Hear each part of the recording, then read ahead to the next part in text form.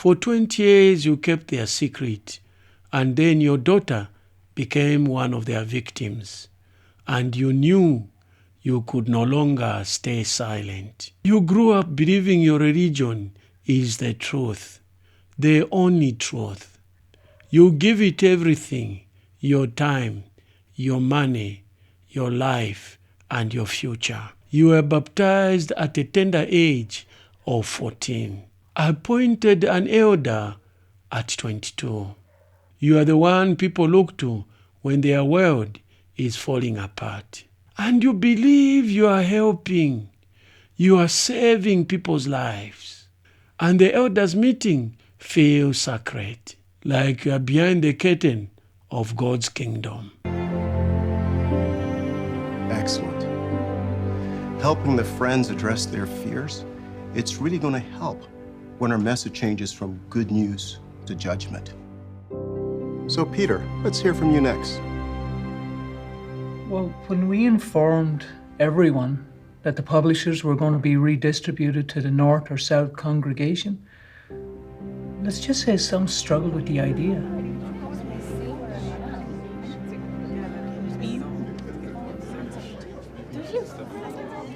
And if you are new to this channel, this is Tell Me Dr. K, a channel in which we confront doctrinal issues that contradict the Bible, and religious practices that are hypocritical and abusive, and anything we believe is hurting people in the name of religion. And you are told, guard Jehovah's reputation, protect the flock, and you take it very, very seriously. Then suddenly, a mother comes to you, trembling. Her 8-year-old daughter says a respected brother had just touched her. Your instinct is to protect. You want to report it to the police. But other elders say, because there is no second witness, we should leave it in God's hand. You told an elder that your dad was sexually abusing you, and he said, show us the proof? They put the onus on the victim to produce 2 credible eyewitnesses to their assault. And by credible eyewitnesses, they mean other Jehovah's Witnesses that saw it with their own eyes. Don't bring reproach on God's organization. It's actually called the two-witness rule, inspired by passages from both testaments of the Bible. So it's not as though the Jehovah's Witnesses have just made up their rules. I mean, they've taken stuff from within their translation of the Bible to validate their policies. Yeah, absolutely. André Gagné is a theology studies professor at Montreal's Concordia University. You find a passage here in Deuteronomy chapter 19. No single witness may convict another for any error or any sin that he may commit. On the testimony of 2 witnesses or on the testimony of 3 witnesses, the matter should be established. No single witness may convict. Biblical words Jehovah's Witnesses take literally. But if there's not 2 witnesses, it's up to Jehovah. Absolutely. What do you do then? This shocks you to your core. Is what I'm saying striking a nerve with you? If it is, kindly do me a favor. Like, subscribe, and smash the notice bell so that the more you subscribe, like, comment, and share, this message will spread to more people, and you may just be helping someone to escape this cult. This is the organization I've believed is God's organization, the embodiment of God's truth. Bible truth. We have it, the world needs it, but the devil wants to destroy it. Why? John chapter 8 and verse 44. Now here, midway down the verse, Jesus says, that one was a murderer when he began, and he did not stand fast in the truth because the truth is not in him. You tell yourself, maybe they are right. Maybe it's misunderstanding. Maybe you are not supposed to question the process. After all, those who are advising you not to report the case are senior elders, those you respect, those who've been in charge of the congregation from the time you were young. Definitely, they should be right. After all, they are your mentor. Sadly, on your part, you can't unhear the voice of the child, her cry, and the pain in the voice. But over the next few years, it happens again and again. A teenager accuses the elder son of abusing her. A young brother confesses to abuse, but cries, apologizes, and is quietly reproved. No police, no warning, no protection for children. They had a similar kind of meeting with him about it all, and unbeknownst to me, he actually admitted it to them. And then after that, they continued to tell me that I'd misunderstood it. There was no kind of reprimand for him. I still had to interact with him. I actually got told off for not sitting on his knee.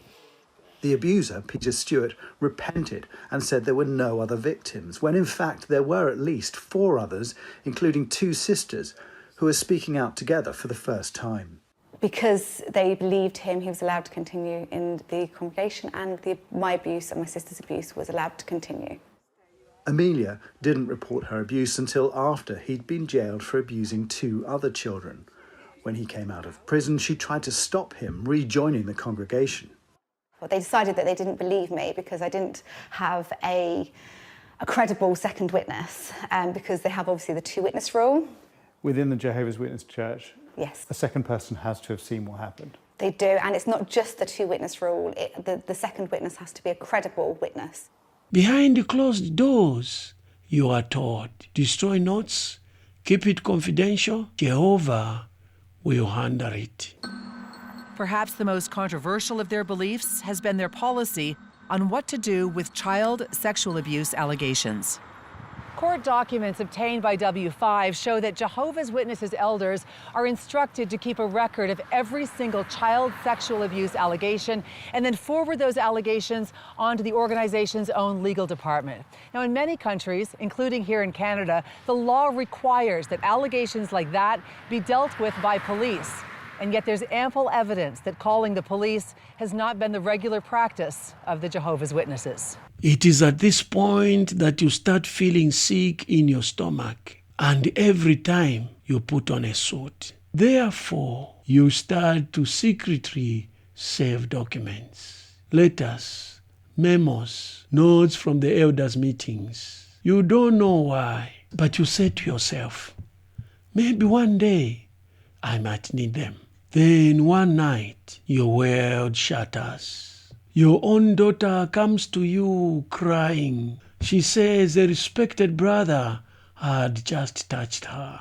The very one you trusted, someone you let in your home. Rage boils in your chest, and you immediately call for an emergency meeting. To your shock, the other elders say, you are too emotionally involved to participate in this meeting. They tell you, let someone handle it. No, we need to call the authorities. This is serious. This is my daughter we are talking about here. The coordinator responds, if you do that, you will bring reproach to Jehovah's name. Think of the congregation. And that's when something breaks in you.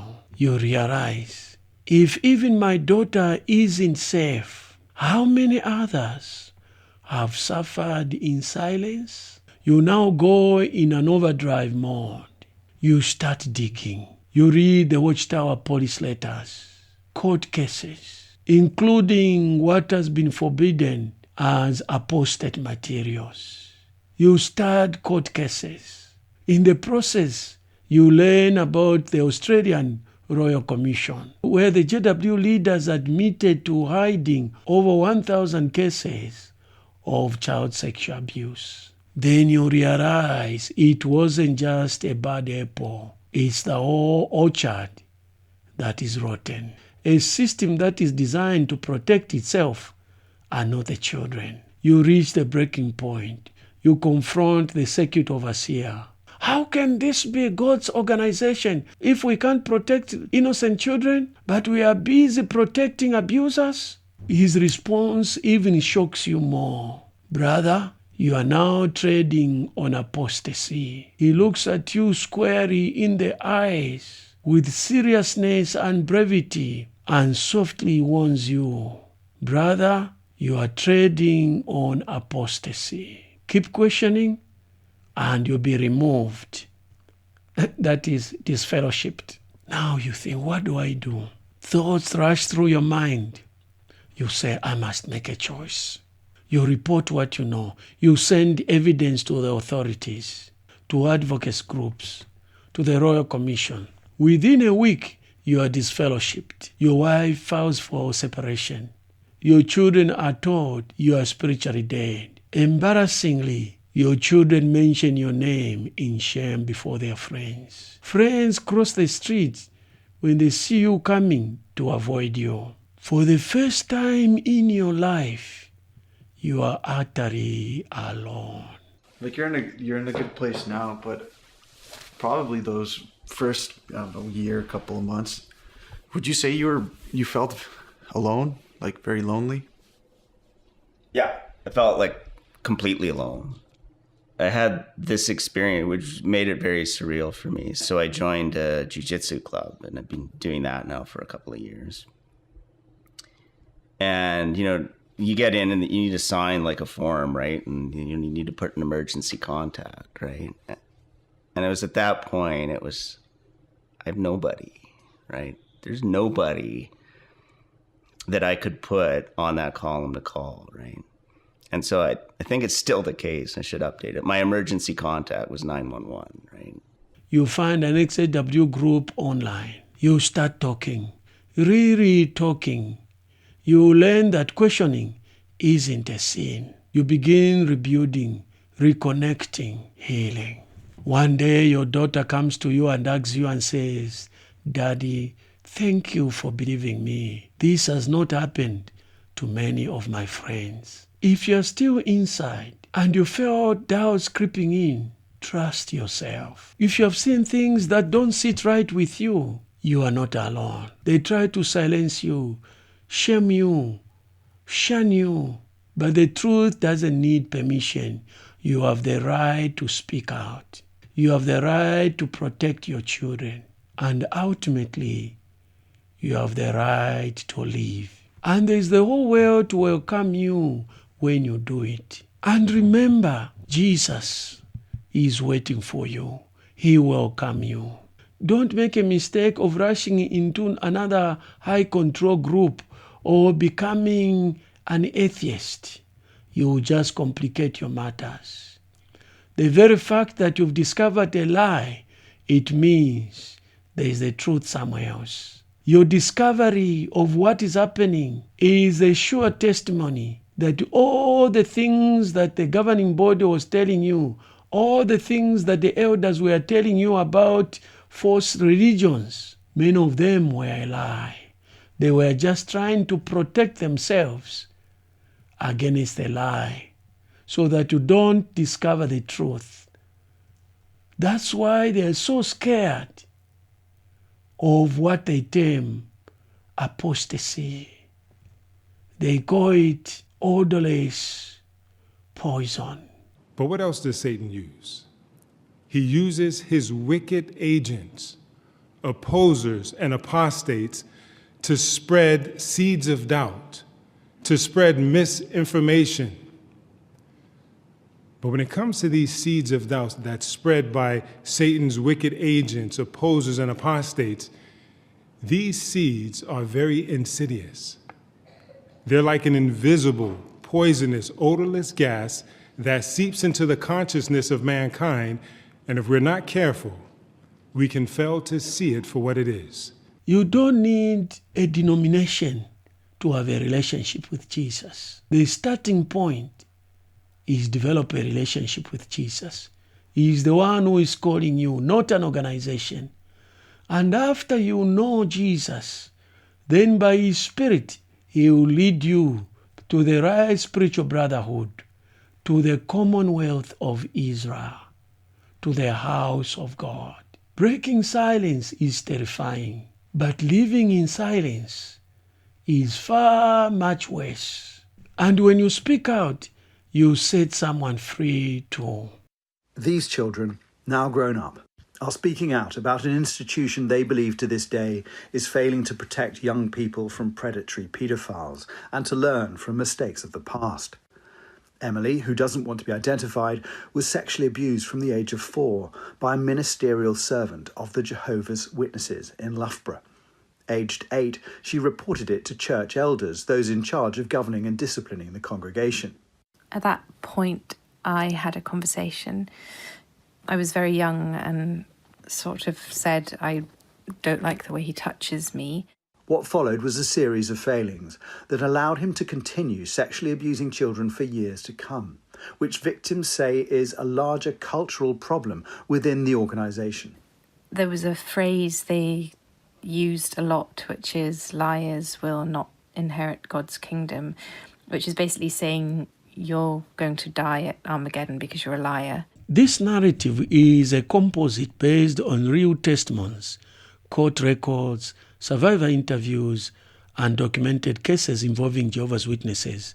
While the details have been adapted for storytelling purposes, everything you have heard is grounded in actual events. This is not just a story. It is a reality of countless individuals who have experienced abuse, institutional silence, and organization trauma. If you are one of them, you are not alone, and your voice matters. Many people don't watch videos up to the end, and because you've done so, congratulations. Thank you very much. Do me just one small favor. Kindly like, subscribe, and smash the notice bell so that the message in this video can be spread to more people. To watch the videos on how the Watchtower is falling apart, click on this link here.